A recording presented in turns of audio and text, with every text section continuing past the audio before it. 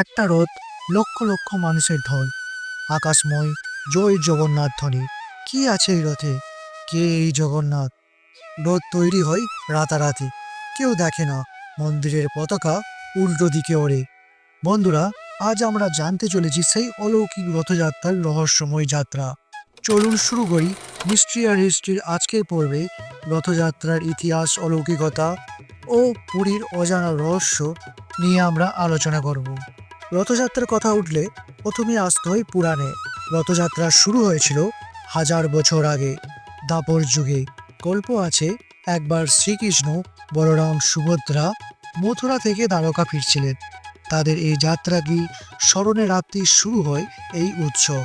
আরেকটি কাহিনী বলে, মহারাজা ইন্দ্রদুম্ন স্বপ্নাদেশ পান এক রহস্যময় কাঠ দিয়ে জগন্নাথ, বলরাম ও সুভদ্রার মূর্তি তৈরি।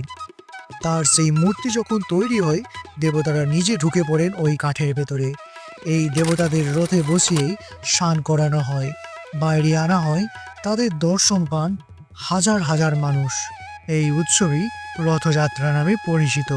পুরীর রথযাত্রা শুধু উৎসব নয়, এ এক দারুণ অভিজ্ঞতা। প্রতি বছর তিনটি রথ তৈরি হয়: নন্দীঘোষ জগন্নাথ, তালধ্বজ বলরাম, দর্পদলন সুভদ্রা।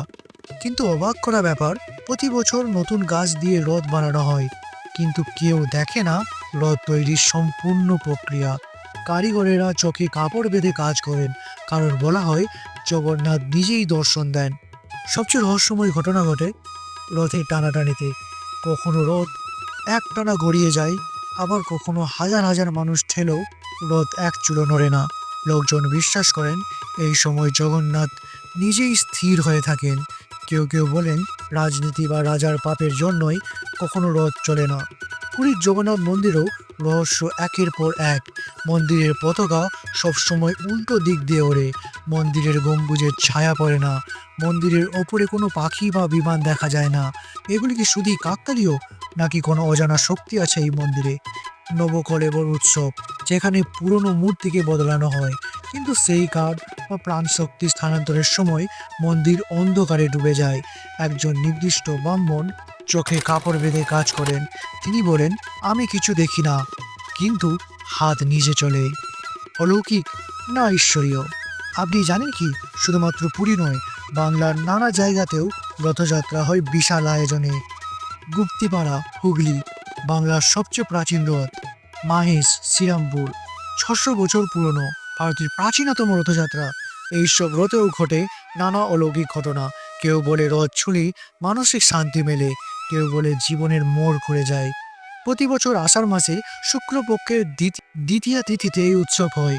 এই সময় নক্ষত্রের গতিপথ, চন্দ্র ও সূর্যের অবস্থান সব কিছু মিলে নির্ধারিত হয় এই দিন। জ্যোতির্বিদরা বলেন এই সময় নাকি অলৌকিক শক্তি পৃথিবীর ওপর প্রবল প্রভাবে কাজ করে, তাই এই সময় রথযাত্রা করলে পূর্ণ ফল বহু গুণের বেশি হয়। 2001 সালের ঘটনা, এক ব্রিটিশ ট্যুরিস্ট মাইকেল পুরীতে রথযাত্রায় আসে। হঠাৎ সেই রথের চাকার নিচে পড়ে যায়, কিন্তু অদ্ভুতভাবে রথ থেমে যায় 1 ইঞ্চি দূরে। চোখে দেখা যায় রথ চলছিল, কিন্তু যেন কেউ ঠেলে ধরে রেখেছিল। মাইকেল পরে বলেন, আমি এক অদ্ভুত আলো দেখেছি, কেউ যেন আমাকে টানলো। এরকম আরও শত শত ঘটনা মানুষ বিশ্বাস করে জগন্নাথ দেবের কৃপা। রথযাত্রা শুধুমাত্র একটি উৎসব নয়, এটি এক বিশ্বাস, ভক্তি, সংস্কৃতি আর ইতিহাসের সাক্ষী। অজানা অনেক কিছু আজও অজানাই রয়ে গেছে। পতাকা উল্টো দিকে কেন ওড়ে, রথ থেমে কেন যায়, সাগর শান্ত হয়ে যায়, এসব কিছু কি বিজ্ঞান বোঝে, নাকি ঈশ্বর এখানে রথ টানে নিজেই? বন্ধুরা, আপনি কেউ কোনো পুরীর রথযাত্রায় গেছেন? আপনার কোনো অভিজ্ঞতা থাকলে কমেন্টে জানান।